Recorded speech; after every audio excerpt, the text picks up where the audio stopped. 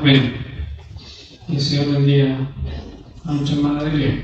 Amén.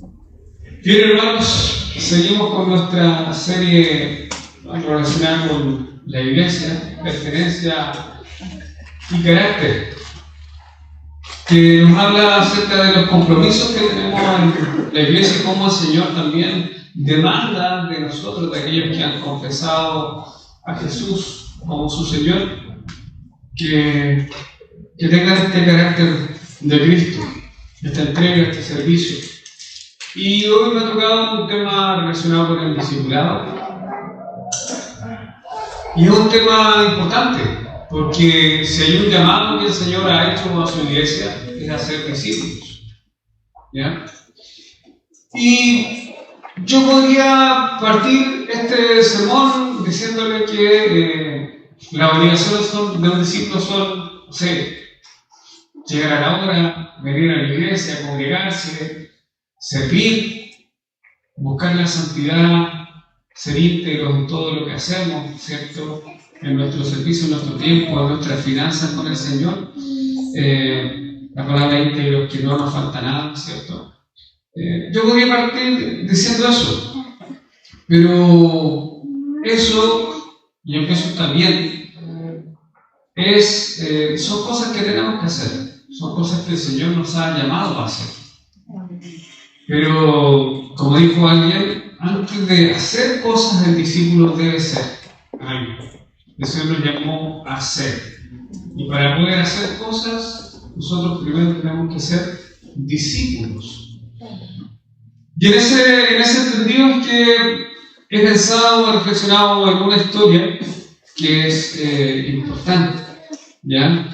Y el más alto llamado que tiene un hombre o una mujer es el llamado de Jesús.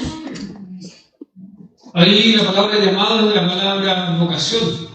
Hoy, lamentablemente, nuestro sistema educativo habla de profesión y nos dice: tú puedes ser lo que quieres ser, sin preguntarse cuál es el llamado interno que tiene el hombre o la mujer a la hora de estudiar.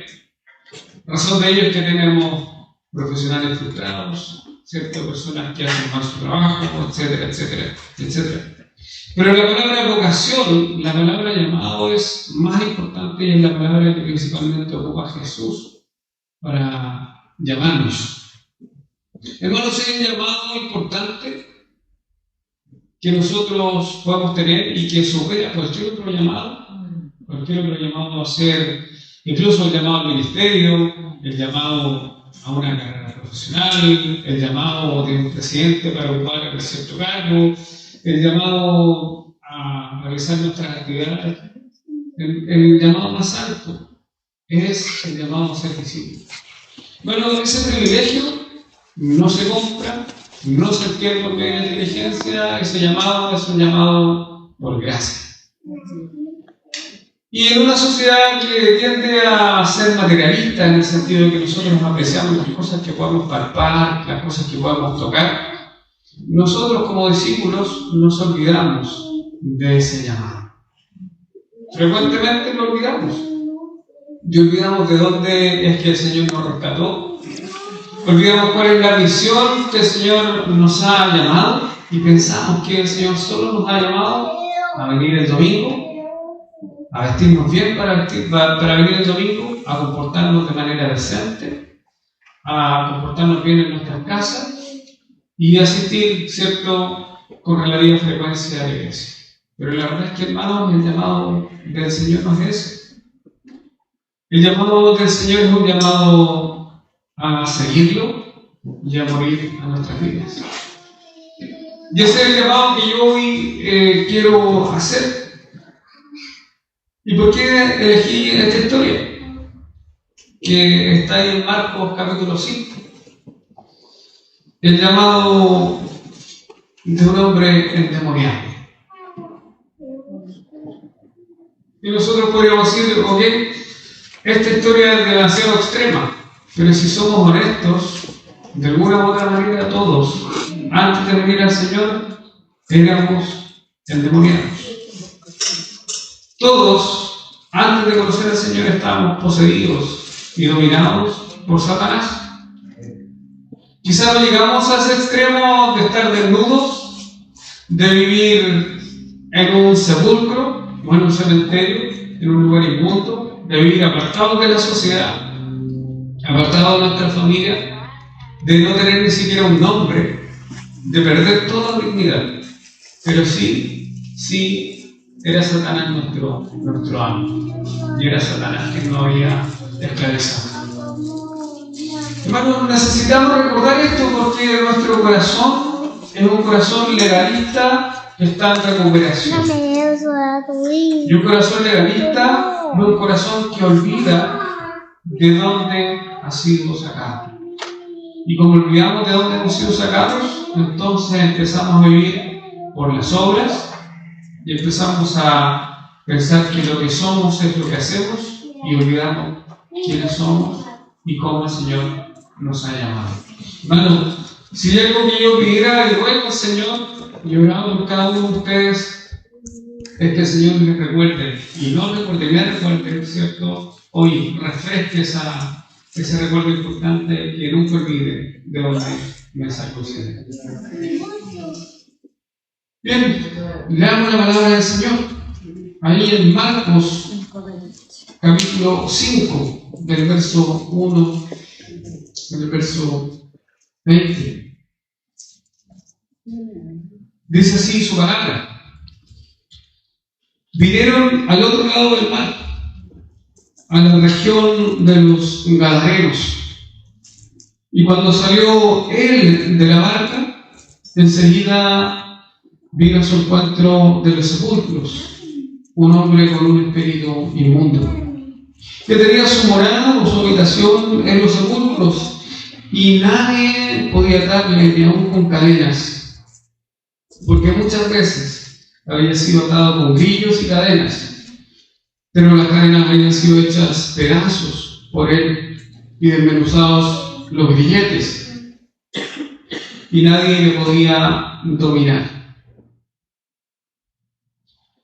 Y siempre, de día y de noche, andaba dando voces en los montes y en los sepulcros, e hiriéndose con piedras. Cuando vio pues a Jesús de lejos, corrió y se arrodilló ante él, clamando a gran voz, dijo: ¿Qué tienes conmigo, Jesús, Hijo del Dios Altísimo? Te conjuro por Dios que no me atormentes, porque le decía: sal de este hombre, espíritu inmundo. Y le preguntó Jesús a este hombre: ¿cómo te llamas? Y respondió diciendo: Legión me llamo, porque somos muchos. Y le rogaba mucho que no los enviase fuera de aquella región. En otras versiones, o en otros, ¿cierto?, en el Evangelio de Lucas y Mateo, dice, le rogaba que no los enviara al abismo. Estaba allí cerca del monte un gran hato de cerdos, paciendo. Y le rogaron todos los demonios diciendo: envíanos a los cerdos para que entremos en ellos. Y luego Jesús les dio permiso. Y saliendo aquellos espíritus inmundos, entraron en los cerdos, los cuales eran como 2000. Y el hato se precipitó en el mar por un despeñadero, y en el mar se ahogaron. Y los que representaban los cerdos huyeron y dieron aviso en la ciudad y en los campos, y salieron a ver qué era aquello que había sucedido. Esta multitud, verso 15, vienen a Jesús y ven al que había sido atormentado del demonio y que había tenido la legión, sentado, vestido y en su juicio cabal, y tuvieron miedo. Y les contaron lo que habían visto, cómo les había acontecido al que había tenido el demonio y lo de los cerdos. Y comenzaron a rogarle que se fuera de sus contornos. Al entrar él en la barca, el que había estado endemoniado le rogaba que le dejase estar con él.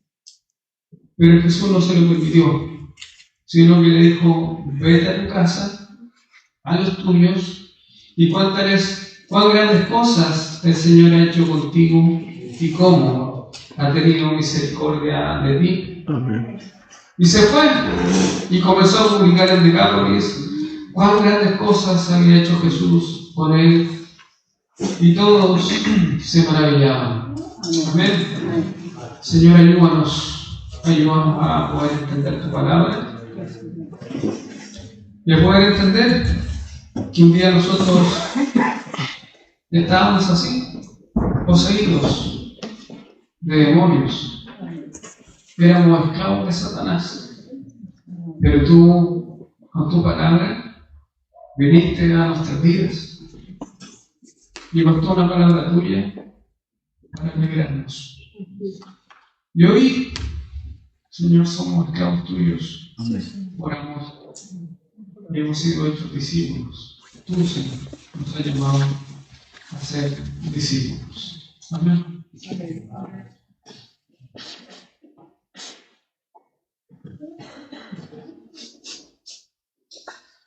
El endemoniado gadareno. Sin duda que si hay alguien que habla del infierno, si hay alguien que habla de esta guerra espiritual que no es contra carne ni sangre, es Jesús.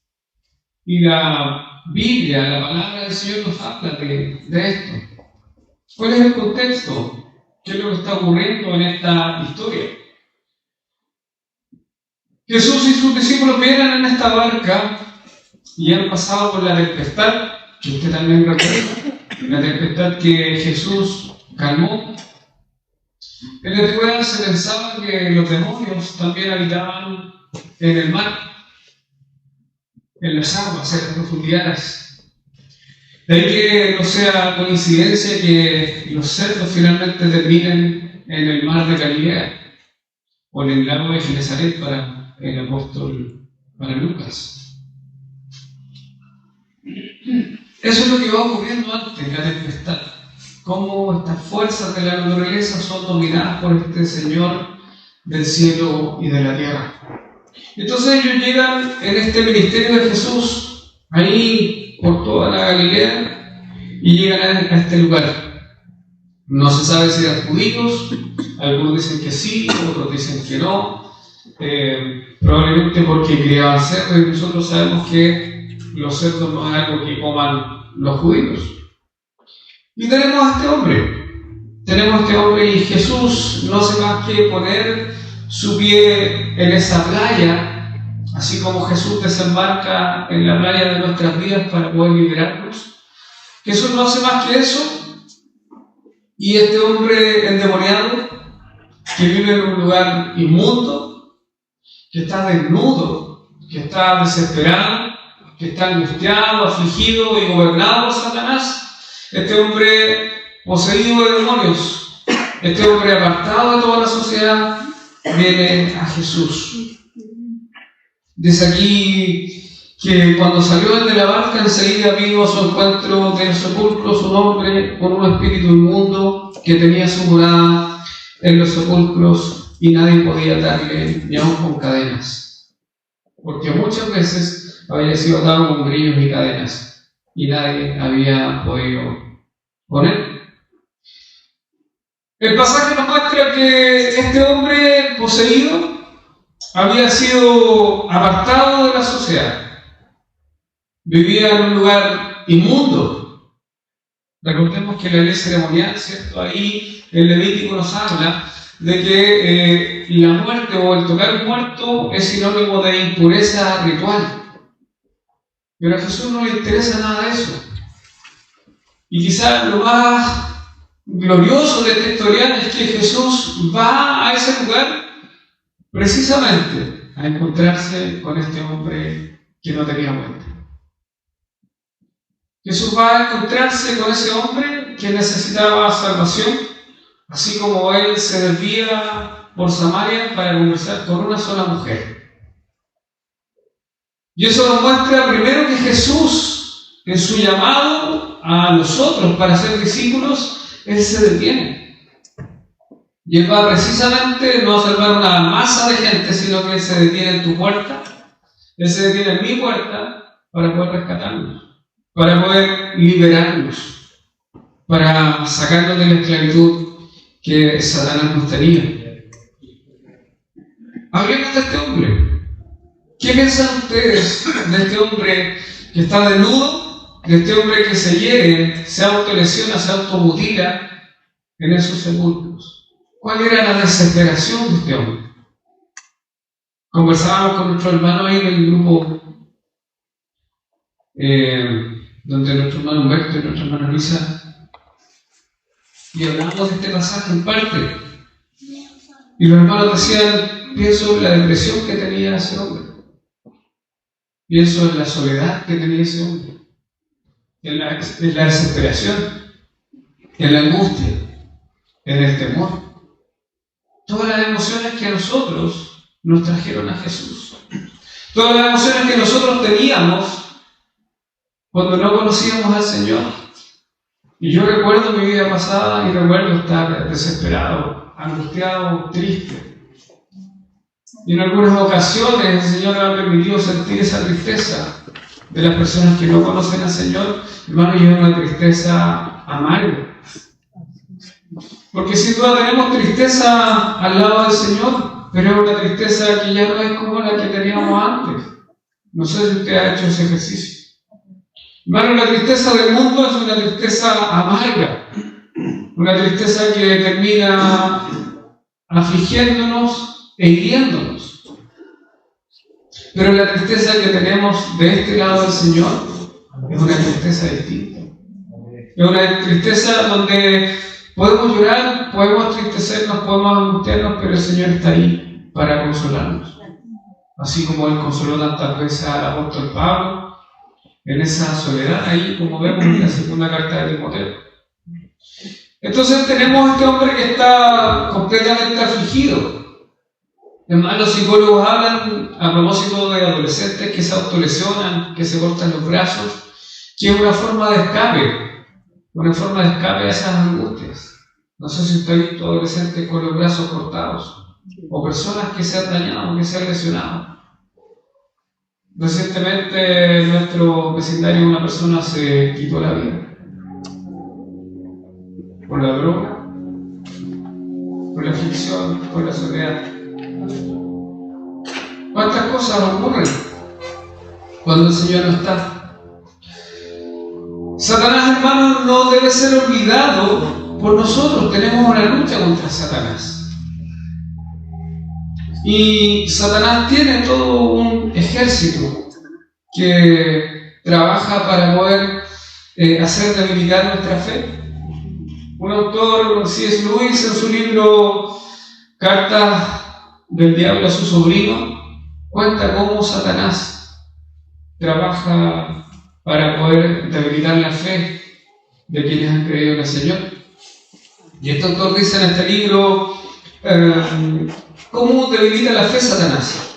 Promueve los pecados de indolencia, es decir, que no nos interese nada. Promueve la asidia o la pereza. Promueve la gula. Promueve la promiscuidad sexual y la venganza. Esa es la ruta, dice este autor en este libro, en que Satanás hace que nuestra fe se debilite. Y este hombre, el Gadareno, es un hombre que ha sido devorado, consumido por Satanás, que ha sido consumido en sus relaciones familiares, en sus relaciones interpersonales, en su relación con la sociedad, y es un hombre que ha terminado finalmente en soledad. Si hay algo que hace Satanás con nosotros, es apartarnos de la comunidad de fe, es apartarnos de la familia, es apartarnos de los amigos, y cuando nos tiene solos, cuando nos tiene en solitario, finalmente termina devorándonos. Hermanos, Satanás existe. Satanás no es una historia como el mundo cree. Satanás es real y Satanás busca devorarte. Satanás busca devorar tus hijos, Satanás busca destruir tu familia, Satanás busca tu vida. Eso es lo que hace él. Y aquí vemos nosotros un hombre con un profundo dolor y padecimiento, que en su desesperación intenta golpearse con piedra, lo dice aquí Marcos. Muchas veces, nada voy a atarle, muchas veces había sido atado con grillos y cadenas, pero las cadenas habían sido hechas pedazos y desmenuzados los grillos o los grilletes. La sociedad reacciona frente a estas personas de manera violenta muchas veces. La violencia en la sociedad hace que estas personas que están separadas sean tratadas de una manera rústica, de una manera violenta, a través de golpes y de distintas formas. Pero Jesús no tiene ese trato con nosotros. Jesús nunca ha tenido ese trato con nosotros. Jesús es suave, es cordial, es amable, es amoroso, y Jesús tiene cuidado de nosotros. Hermano, este hombre está desnudo. Este hombre ha sido puesto en este lugar por medio de la posesión demoníaca. Pero eso no fue de la noche a la mañana. El dolor profundo de este hombre intenta este mismo acallarlo a través de golpes. Y nosotros podemos decir, jamás haríamos eso. Pero no sé si le ha pasado a usted, pero frente a situaciones que son críticas en nuestra vida, a veces nos pellizcamos para saber si esto es realidad. Y despertamos y nos damos cuenta que esto es verdad, lo que estamos viviendo. Pero no es un sueño. Otros, en cambio, quizás no se golpeen con esto, pero otros cubrirán esta necesidad o acallarán su dolor con distintas cosas. Con alcohol, con drogas, con sexo, con ropa, con un consumo, con el consumo de bienes y servicios, con el consumo de cosas, con juguetes, con tantas cosas que acallan nuestro dolor. Y olvidamos que el único que puede mitigar nuestro dolor es Jesús. Olvidamos que el único que puede consolarnos verdaderamente es Jesús. Y tenemos una sociedad que acalla su dolor con todas estas cosas. Este mismo autor, C.S. Lewis, en otro libro que se llama Sorprendido por la alegría, que es un relato de su conversión. Me gusta C.S. Lewis, yo sé que a Felipe también le gusta. Y me gusta que C.S. Lewis era amigo de Tolkien, del Señor de los Anillos, pero él escribía mucho, C.S. Lewis. Y entonces C.S. Lewis, en Sorprendido por la alegría, que como les decía en el relato de su conversión, dice lo siguiente: yo era, antes de convertirme al Señor, un zoológico de lujurias, un manicomio de ambiciones, una guardería de temores, un harén de odios mimados. Mi nombre, dice, era Legión. Es decir, esta historia fue tomada por C.S. Lewis y él se identifica. Y yo creo que nosotros, cada uno de nosotros, se parece a este hombre de esta historia. Este hombre que, como dice el verso 5, siempre de día y de noche andaba dando voces en los montes y en los sepulcros e hiriéndose con piedras. Piensen ustedes lo que significaba para este hombre. Y una de las preguntas que recuerdo que surgió ese día en el lugar de nuestro hermano es: ¿tenía familia este hombre?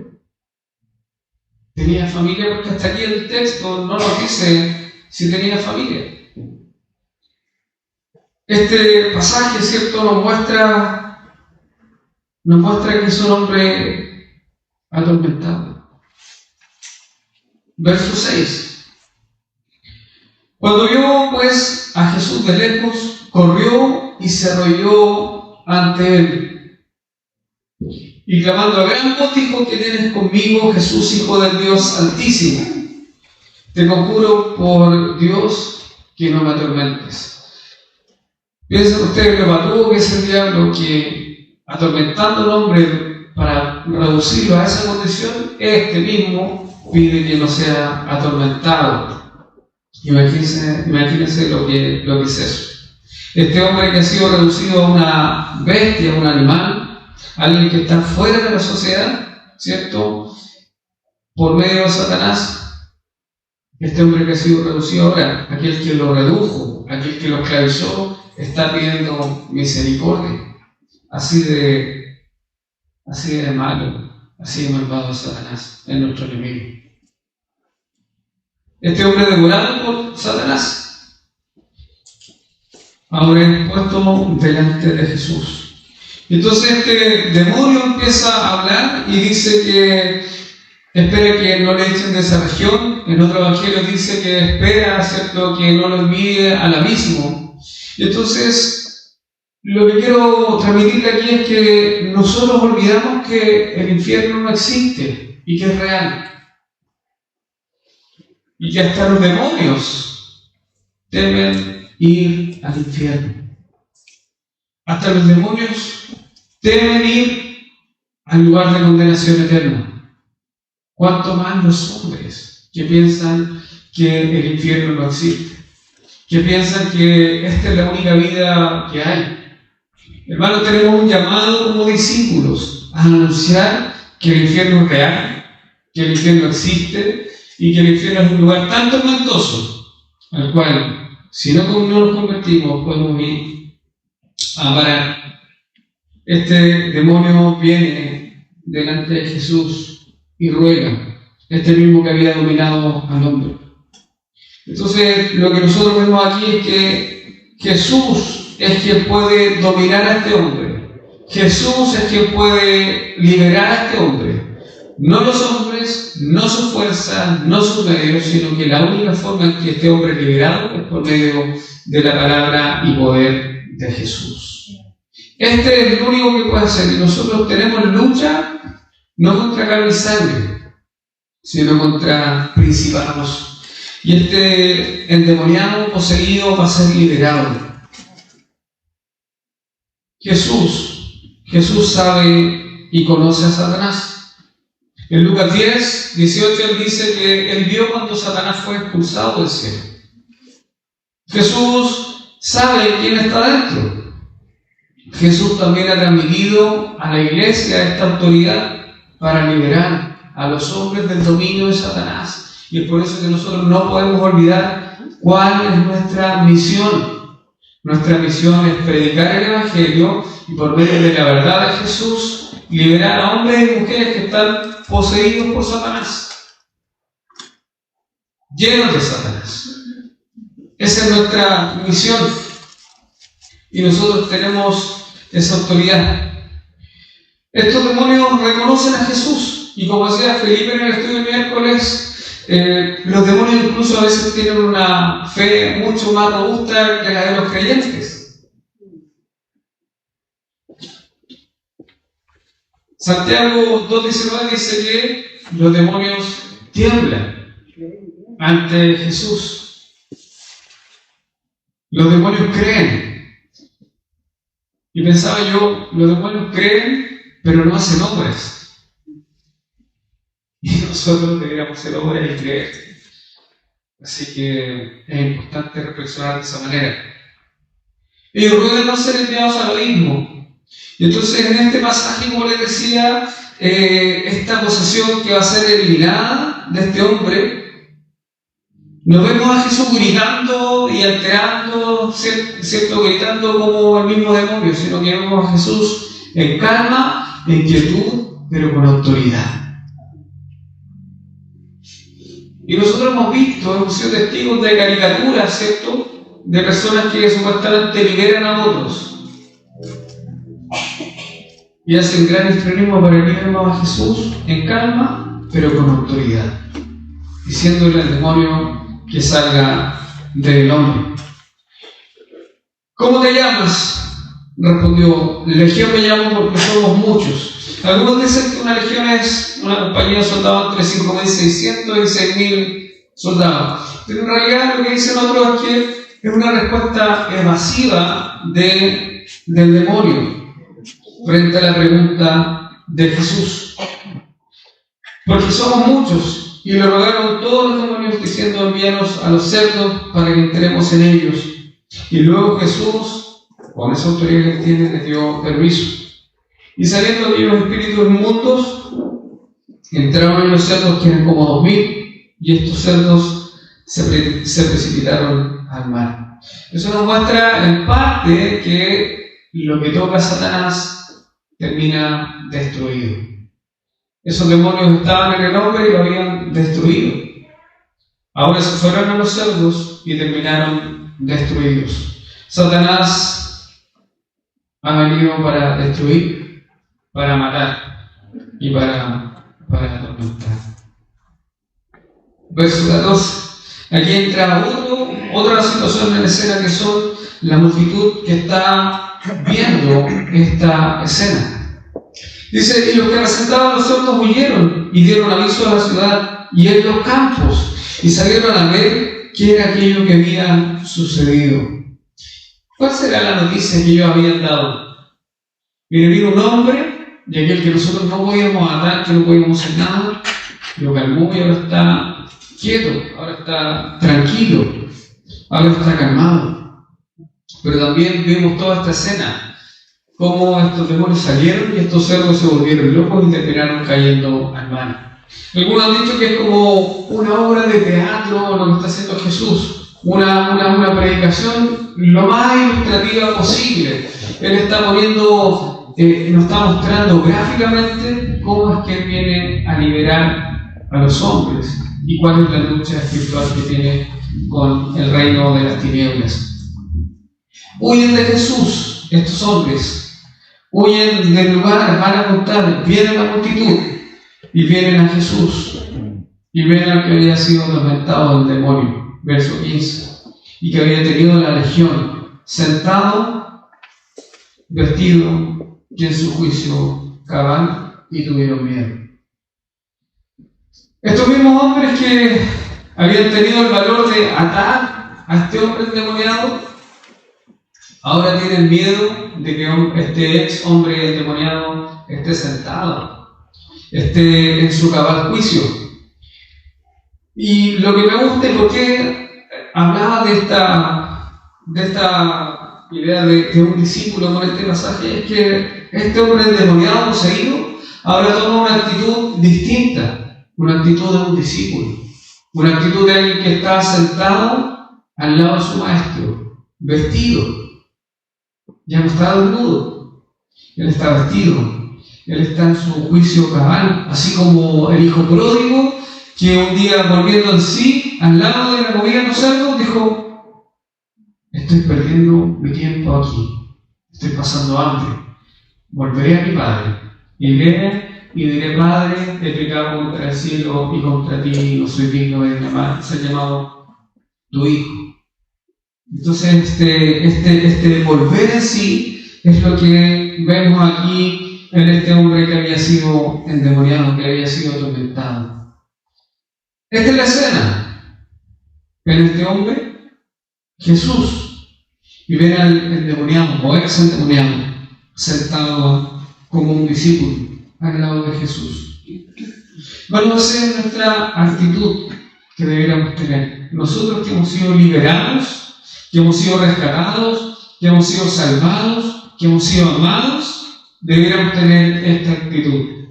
Estar sentados a los pies de Jesús, estar en nuestro juicio cabal y estar atentos a su palabra. Esto es lo que nosotros deberíamos hacer. Ellos comienzan a pedirle a Jesús, van a pedirle que ellos se vayan, que Jesús se vaya. Y les contaron lo que habían visto, cómo había acontecido al que había tenido el demonio y los cerdos, y comenzaron a rogarle que se fuera de sus contornos. Hay dos historias que cuentan esta multitud que había sido testigo de esta situación y la multitud que llega. Son dos historias. La historia de los cerdos, cómo se perdieron, y la historia del hombre, que había sido liberado. ¿Y qué es lo más importante para estos hombres? Los cerdos. Ellos comienzan a pedirle que Jesús se vaya. A ellos no les importa este hombre que antes lo ha demonizado, ahora están más preocupados de los animales que de una vida rescatada. Y lo que nos dice la palabra del Señor es que Dios no creó a su imagen y semejanza a los animales, sino que Él creó a imagen y semejanza al hombre. Por lo tanto, la vida de un hombre o de una mujer rescatada vale más que todos los tesoros de esta tierra. Y eso no dista mucho de lo que hoy nosotros vivimos.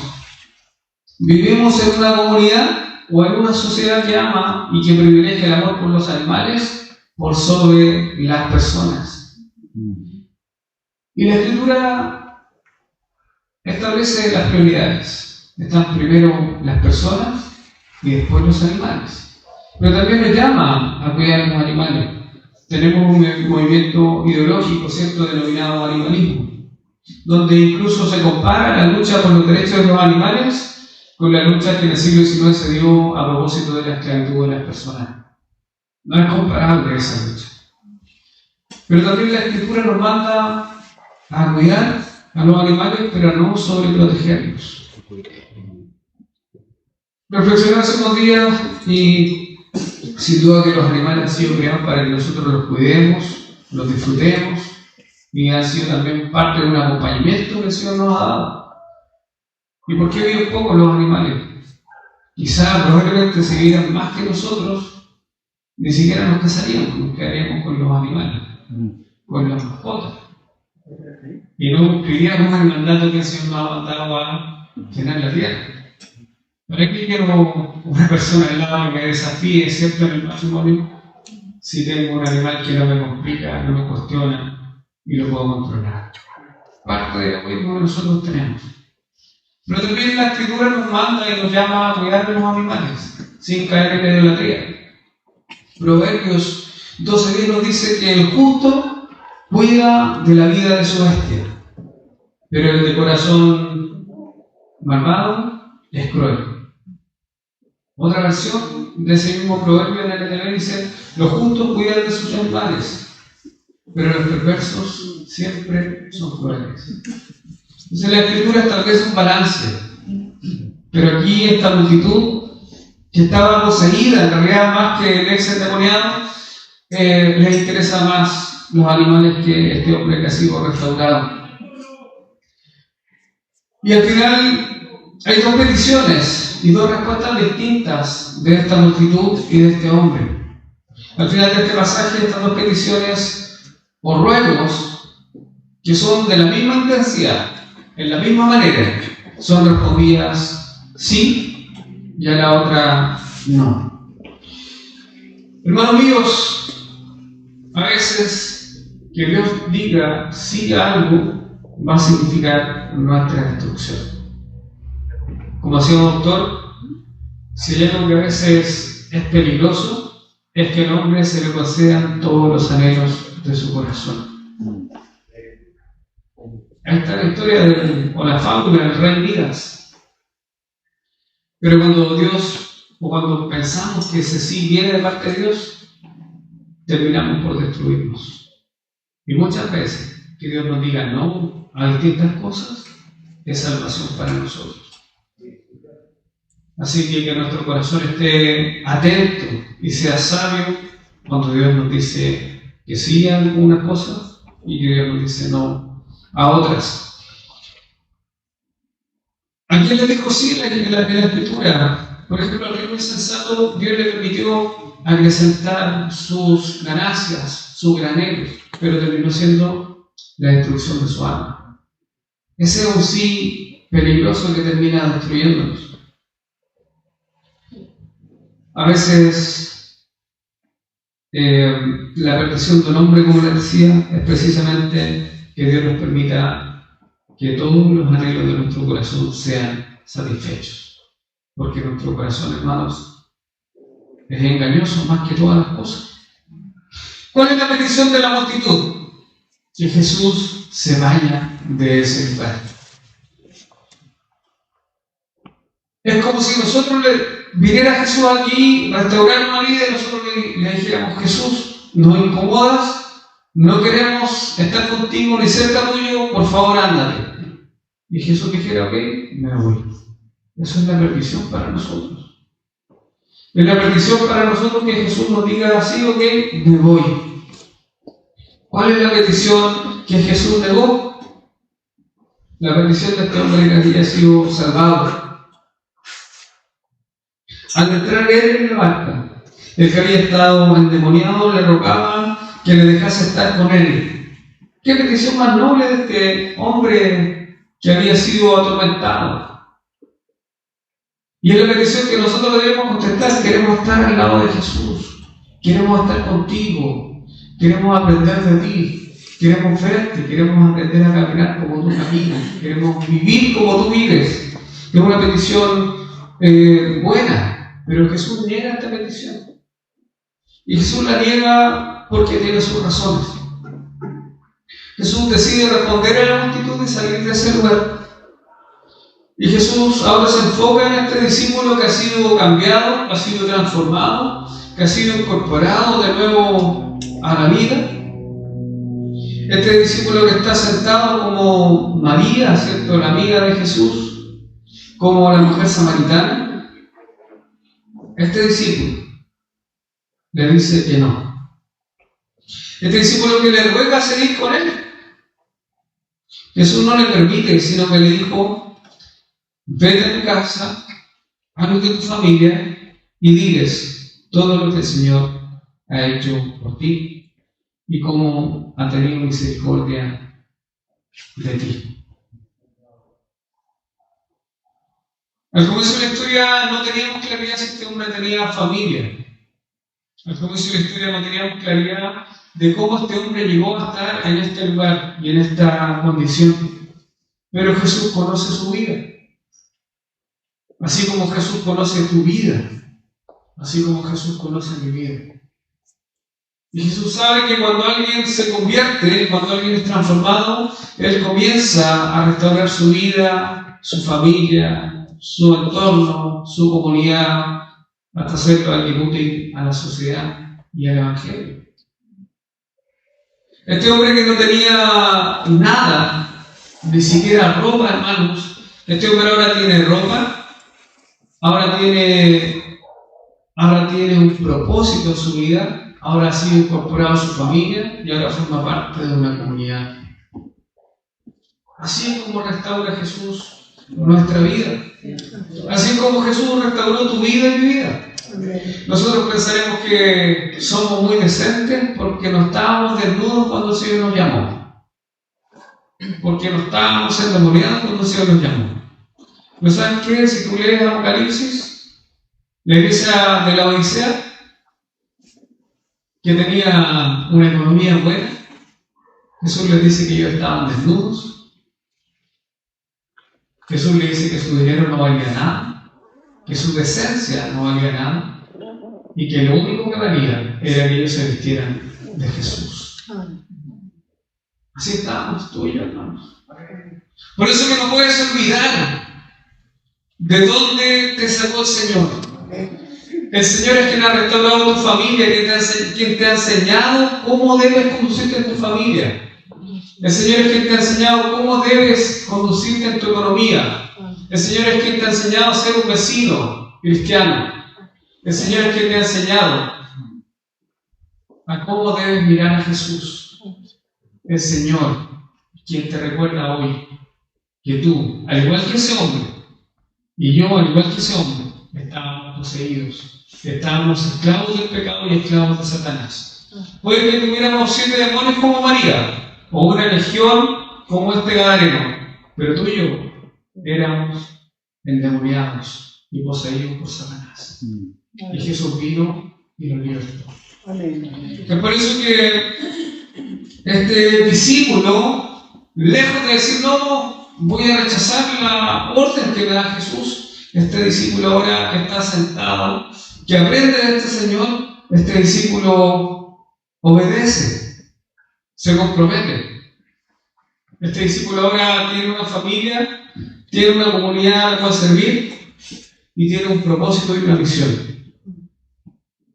Nosotros a veces nos quedamos con el llamado, con la familia, pero nos olvidamos de la misión. Y eso no es un discípulo, eso es un religioso más. Van los llamados a ser discípulos, es un llamado radical.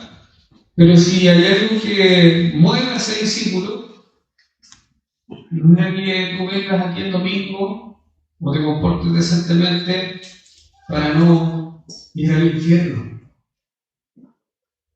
El llamado a ser discípulo y la comprensión de un discípulo es alguien que ama al Señor, porque recuerda cada día de dónde fue rescatado.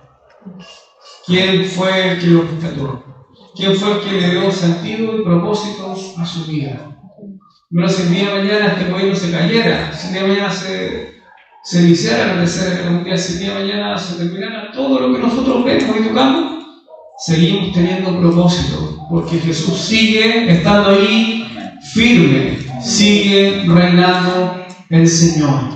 Nuestro Rey Jesús es el que nos ha hecho el llamado más alto que nosotros podemos tener, a ser discípulos. Por eso que no podemos olvidar de dónde nos ha sacado el Señor. Jesús ahora deja a este hombre y lo deja ahí como un testimonio vivo de que aquel que nadie pudo liberar fue liberado por Jesús. Un testimonio vivo que aquel que antes le atemorizaba ahora anuncia el Evangelio. Un testimonio vivo que aquel que antes estaba solo en la sepulcro ahora está con su familia compartiendo como cualquier día. Piensa, hermano, en esa familia restaurada.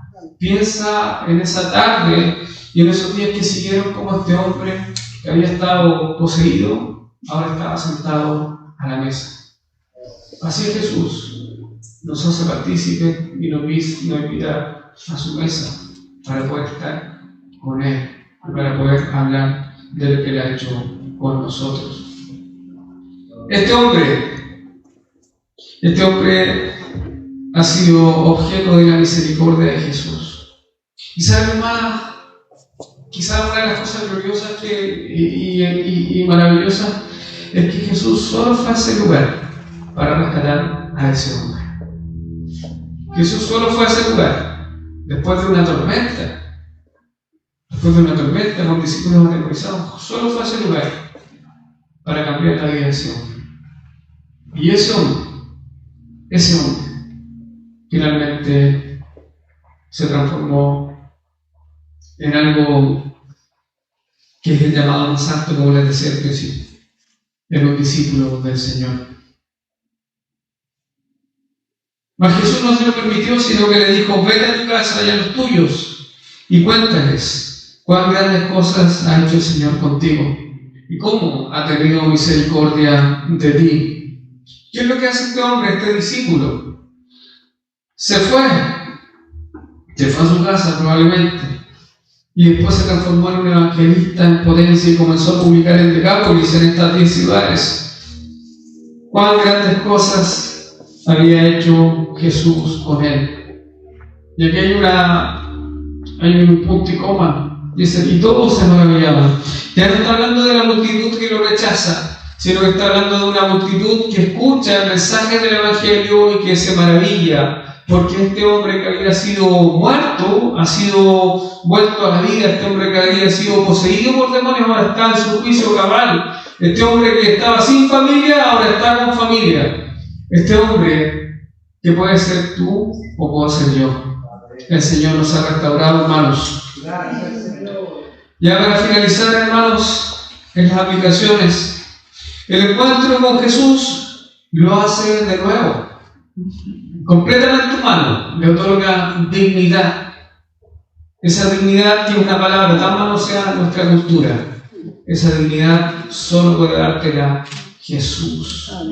Esa dignidad solo puede dártela el Rey Jesús, nuestro Señor.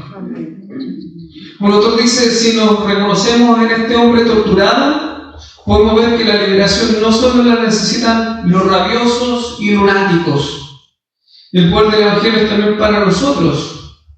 Estamos igual de maltrechos, aunque consigamos escondernos detrás de las palabras bien dichas, de nuestros modales, de casas bien cuidadas y de ropa elegante. Estamos igual de endemoniados que este hombre. También podemos ser liberados cuando Jesús desembarca en las calles de nuestra vida y nos llama y nos dice: ven y sígueme. Hermano, eres un discípulo y estamos igual que Él. Hemos sido liberados Y como dice 1 Pedro 9, el Señor nos trasladó, nunca te olvides, hermano, que nos trasladó del reino de las tinieblas al reino de su amado Hijo Jesús, al reino de este Rey Jesús. Un discípulo es alguien que recuerda de dónde le ha sacado el Señor, y ese es el motor para servir. Cuando no lo hacemos, hemos olvidado el día en que el Señor vino a nuestra vida. Hermano, el Rey Jesús es quien nos ha llamado a servir. El Rey Jesús es quien nos ha llamado a ser sus discípulos. El Rey Jesús es quien ha cubierto todas nuestras heridas.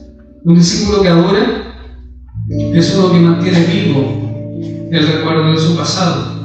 No como una forma de lacerarse o autocomiserarse, sino como una forma de decir, de aquí me sacó el Señor.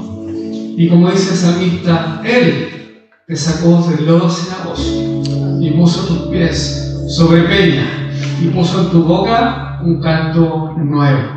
El Señor que nos